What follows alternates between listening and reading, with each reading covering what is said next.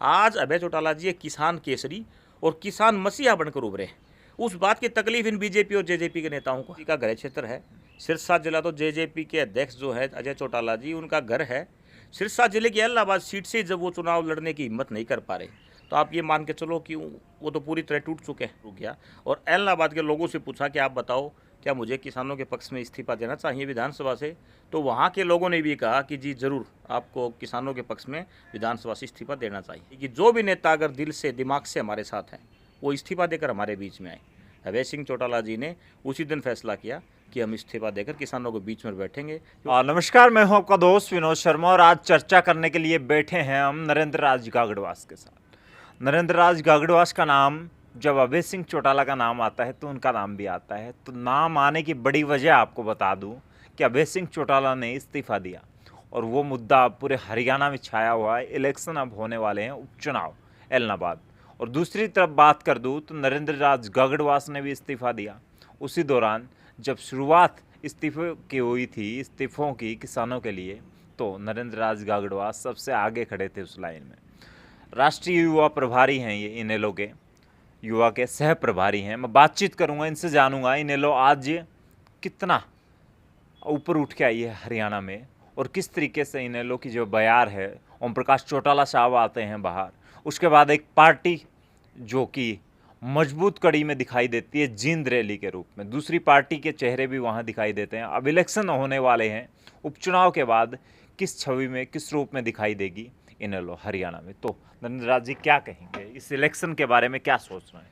जी, आज आप ये मान के चलो कि इलेक्शन की तारीखें डिक्लेयर कर दी चुनाव आयोग ने और 25 सितंबर को लगभग 5-6 दिन पहले इनेलो पार्टी की जो सम्मान दिवस चौधरी देवीलाल जी के जन्मदिन के ऊपर जींद में थी, वो रैली इतनी बड़ी और इतनी ऐतिहासिक थी कि उस रैली ने पूरे हरियाणा की राजनीतिक दिशा और दशा बदलने का काम किया है।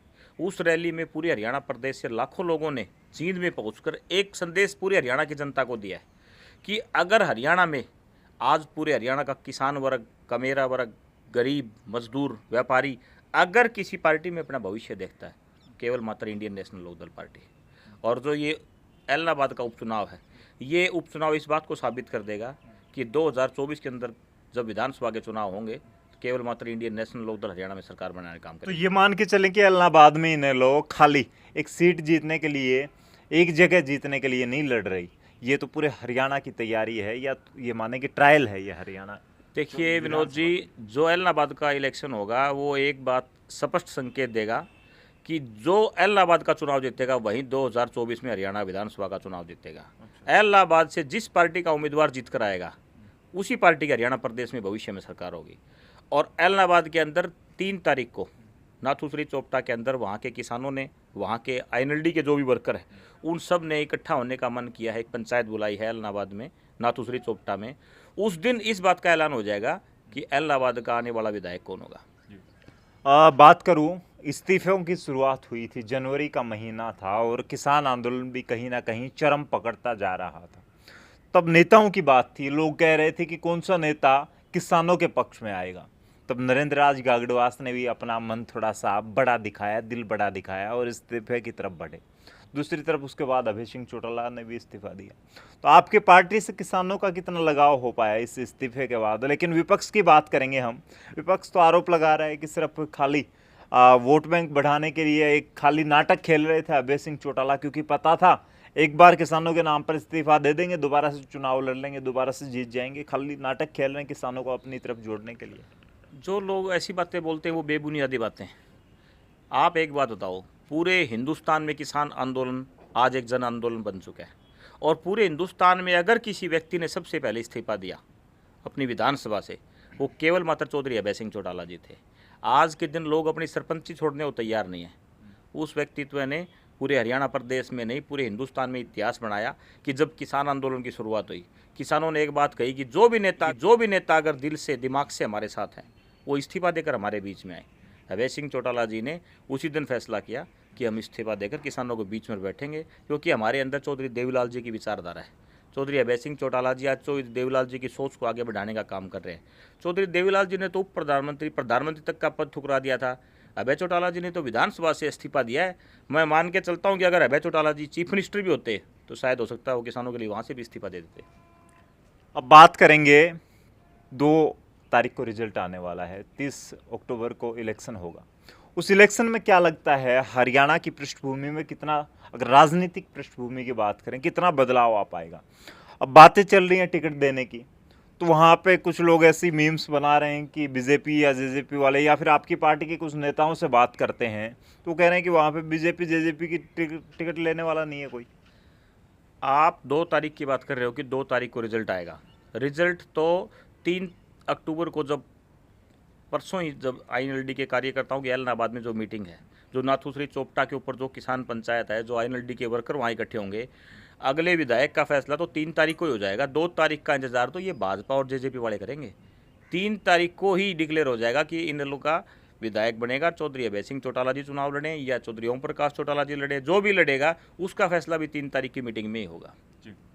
क्या मानना है आपका, आपकी पार्टी किस पर विश्वास जता सकती है? हालांकि जिस हिसाब से किसान बात कर रहे हैं, वहाँ के लोग बात कर रहे हैं, या फिर आपकी पार्टी के नेता बात कर रहे हैं, या जैसा नज़र आ रहा है हरियाणा में कि कहीं ना कहीं ये सीट तो फिक्स हो चुकी है इनेलो के लिए, इनेलो ने छोड़ी थी, उन्हें पता भी था यहाँ से अगर आंदोलन चलता रहा तो जीत हमारी ही होगी।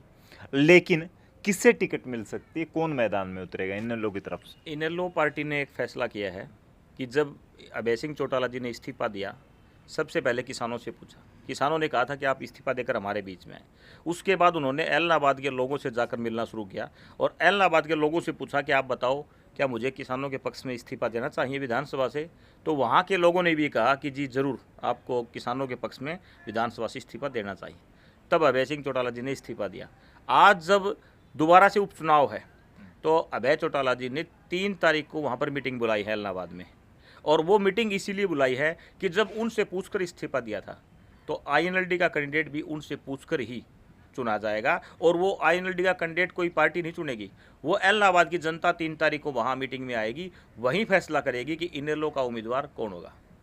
कुछ लोग बात कर रहे हैं कि बीजेपी और जेजेपी से कोई बड़ा नेता, बड़ा चेहरा नाम निकल के नहीं आ रहा है, तो हो सकता है, अभी थोड़ी देर पहले ऐसी बातें चल रही थी कि हेलोपा के साथ मिलके टिकट दी जा सकती है। गोविंद कांडा का नाम चर्चाओं में है काफ़ी दिन से, जब से नाम निकल के आया, उपचुनाव का डेट निकल के आई है, तब से नाम चल रहा है ऐसा।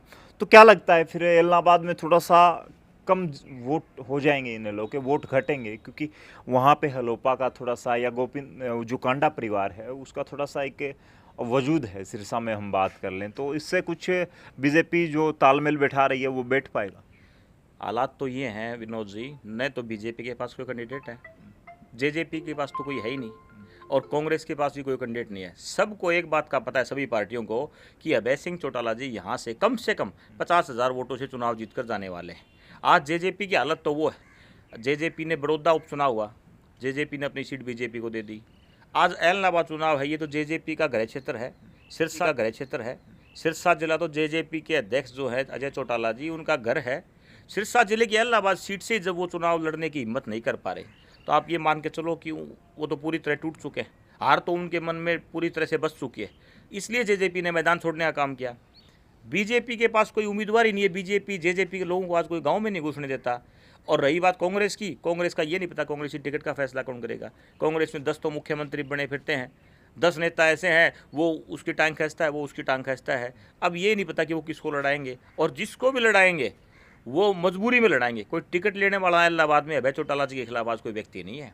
और हालात जेजेपी के जो हालात हैं, मैं तो ये चाहता हूँ कि हरियाणा प्रदेश के लोगों को ये भ्रम निकल जाना चाहिए।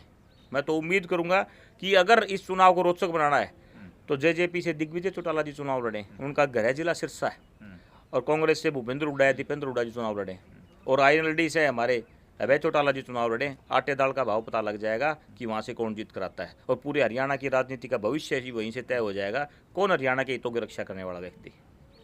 लेकिन क्या लगता है, किसान आंदोलन जिस तरीके से चल रहा है, बीजेपी ने काफ़ी इतना अच्छा प्रयास, या इतना नहीं इसको तवज्जो दी आंदोलन को, उन्होंने आरोप ही लगाए हैं कि दूसरी पार्टियों के नेता बैठे हैं वहाँ पर, या फिर वो नेता बैठे हैं, वो लोग बैठे हैं जो अपने आप को राजनीति में आने वाले वक्त में अपना फ्यूचर बनाना चाह रहे हैं। तो इससे कहीं ना कहीं यूँ नहीं लगता कि हो सकता है आप दिग्विजय जी का बार बार नाम ले रहे हैं, या फिर जेजेपी से अजय सिंह चौटाला के परिवार से किसी का नाम ले रहे हैं, अगर वो आ गए तो कांटे की टक्कर बन जाएगी, फिर इन्हें लोगों को भी मुसीबत पड़ जाएगी।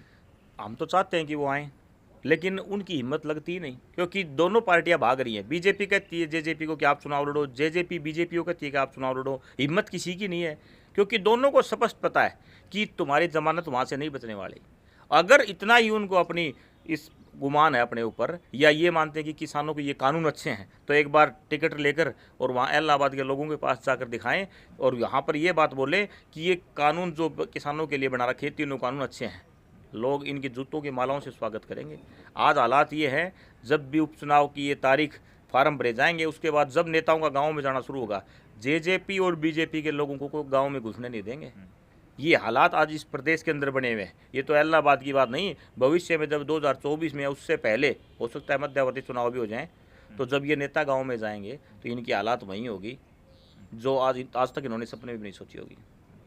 जी, मैं बात करूंगा आपसे, जिस हिसाब से बातें चल रही हैं कि इलेक्शन को जब नॉमिनेशन के लिए जाएगा कैंडिडेट, तो उसके साथ 3 गाड़ियां ही जाएंगी मैक्सिमम, या फिर जनसभाओं की जैसी बातें चल रही हैं, तो इस पर आपका क्या मानना है, इन लोगों के नेताओं का क्या सोचना है?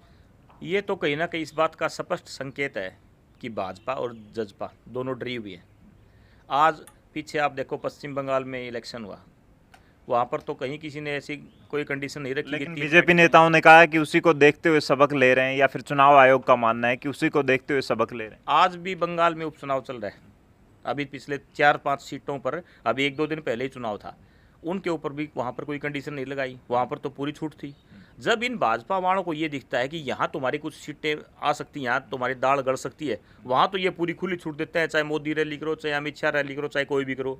आज इनको ये पता है कि इलाहाबाद में लोग आपको घुसने नहीं देंगे, और रैली करोगे कहाँ, तुम्हारी रैली में कोई व्यक्ति तो नहीं आएगा। इनको इस बात का पता है कि जिस दिन अभय चौटाला जी इलाहाबाद के दौरे पर निकलेंगे, हजारों लाखों की भीड़ उनके पीछे होगी। इस डर से इन्होंने कहीं ना कहीं ये फैसला लिया है कि 3 गाड़ियों की कंडीशन लगा दो, 10 आदमियों की कंडीशन लगा दो। जब चुनाव है, चुनाव में कंडीशन किस बात की? आज तो कोरोना है ही नहीं, कोरोना तो हरियाणा प्रदेश में लगभग खत्म हो चुका है, तो आज किस बात से डर रहे हैं? जब कोरोना इस देश में पीक पर था, तब तो ये बड़ी बड़ी रैलियां कर रहे थे, तब इनको कोरोना याद नहीं आया। आज जब कोरोना हरियाणा में तो है ही नहीं, उसके बावजूद ये कंडीशन लगा रहे हैं। इस बात से ये बात तो स्पष्ट दिखती है ना कि ये कहीं ना कहीं बुरी तरह से डरे हुए हैं, थोड़े बहुत नहीं, बुरी तरह से। इनको इस बात का पता है कि अगर वहाँ पर छूट दे दी लोगों की, तो वहाँ पर लोग इकट्ठा इसलिए होंगे, एक तो तुम्हें गांव में नहीं घुसने देंगे, दूसरे इसलिए इकट्ठे होंगे कि अभय चौटाला जी का सम्मान करेंगे। जी, मैं बात करूंगा इनेलो के लिए ये उपचुनाव कितना मुश्किलों भरा होगा, और किसको अपने सेकंड, अगर आप मानते हैं कि आप जीत जाते हैं, तो दूसरे नंबर पे कौन सा रहता है, और तीसरे नंबर पर कौन सी पार्टी रह पाएगी, टक्कर किसके साथ रहेगी? देखिए, मुझे तो लगता नहीं कि वहाँ पर किसी के साथ टक्कर होगी, क्योंकि एक तरफा चुनाव है। अभय चौटाला जी कम से कम 50,000 वोटों से ज़्यादा वहाँ से चुनाव जीतेंगे, और बीजेपी, जेजेपी, कांग्रेस में, इन सब में इस बात की टक्कर होगी कि दूसरे नंबर पर कौन आता है। और मुझे तो ये लगता है कि शायद किसी की भी जमानत वहाँ से नहीं बच पाएगी। और अभय चौटाला जी ने जो इस्तीफा दिया है, उसके बावजूद भी, जब से देश में लोग ये कोरोना आया है 1.5-2 साल में, जब भी लॉकडाउन हुआ, अभय चौटाला जी पहले ऐसे नेता थे जिन्होंने उस लॉकडाउन में भी घर से बाहर निकलकर, चाहे गरीब हो, चाहे किसान हो, चाहे मजदूर हो, जिसकी जो भी सहायता वो कर सकते थे, उन्होंने लोगों की सहायता करने का काम किया। आज अभय चौटाला जी एक किसान केसरी और किसान मसीहा बनकर उभरे हैं। उस बात की तकलीफ इन बीजेपी और जेजेपी के नेताओं को, इसलिए ये बात इनको हजम नहीं हो रही। और जिस दिन ये इलाहाबाद का रिजल्ट आएगा, आज से 6 महीने पहले तो ये भाजपा जजपा के लोग कहते थे कि इन लोग की 1-2 सीटें आएंगी। आज जब 25 सितंबर की रैली हुई, उसके बाद ये कहते हैं कि इन लोग तो 10-15 सीटों तक रह जाएगी। जिस दिन इलाहाबाद का रिजल्ट आएगा, अभय चौटाला जी 50,000 वोटों से वहाँ जीत कर आएंगे, उसी दिन इनके मुंह से सुन लेना कि हरियाणा में अगली सरकार INLD की आएगी। अब बात कर ले लास्ट से, आपके नेता ने इस्तीफा दिया तो वहाँ उपचुनाव हो रहा है। अगर आपके यहाँ की बात कर लें, आपने इस्तीफा दिया जिला परिषद से, जिला पार्षद से आपने इस्तीफा दिया, तो उसके बाद क्या लगता है, अब इलेक्शन होंगे, हालांकि आप जिस वार्ड से लड़े थे वो आरक्षित हो चुका है, तो आप दाएं बाएं जाने का प्रयास करेंगे, या फिर जनता में कैसी बातें चल रही हैं कि दोबारा से नरेंद्र राज को हम अपने पार्षद के रूप में देखना पसंद करते हैं, नहीं करते, और वार्ड आरक्षित हो रखा है, तो फिर क्या मन में चल रहा है? देखिए, जब मैंने भी जिला परिषद के पद से इस्तीफा दिया, किसान भाइयों से पूछकर, किसान भाइयों के कहने से और अपने क्षेत्र की जनता से पूछकर दिया था। अब भी मैं तो यही कह रहा हूँ, जब भी चुनाव आएगा जिला परिषद का, अगर किसान भाई मुझे कहेंगे या मैं उस दूसरे क्षेत्र के लोग अगर कहेंगे कि आप यहाँ से चुनाव लड़ो, तो हम उसके ऊपर विचार करेंगे, क्योंकि ये फैसला हमारे हाथ में नहीं, ये जनता के हाथ में है। क्योंकि जनता ही सर्वोपरि होती है और जनता ही बनाती है, जनता ही हराती है। इसलिए फैसला मैं तो जनता के ऊपर ही छोड़ता हूँ कि वहाँ के लोग कहेंगे तो हम विचार करेंगे उसके ऊपर। तो ये थे हमारे साथ इनेलो के युवा राष्ट्रीय सह प्रभारी, इनके साथ बातचीत रही हमारी आने वाले उपचुनाव को लेकर। एलनाबाद में जिस तरीके से चर्चाएं चल रही हैं इनेलो को लेकर या इस चुनाव को लेकर, उसके बारे में चर्चाएं रही। आपका क्या मानना है इस चुनाव से? इनेलो कितनी मजबूत होगी, हरियाणा की राजनीति में कितना बदलाव आएगा, और जिस प्रकार से अब एक कड़ी और जुड़ गई है इनेलो के साथ, ओम प्रकाश चौटाला बाहर आ चुके हैं, और जिस तरीके से वो युवा 87 साल का निकलेगा एलनाबाद के हर गांव की हर गली में, तो फिर कितना बदलाव आएगा हरियाणा की राजनीति में? आप कमेंट्स बॉक्स में अपनी राय जरूर दीजिएगा, इस वीडियो को शेयर कीजिएगा, दूसरे लोगों तक बांटिएगा। तब तक के लिए धन्यवाद। राम राम, जय हिंद।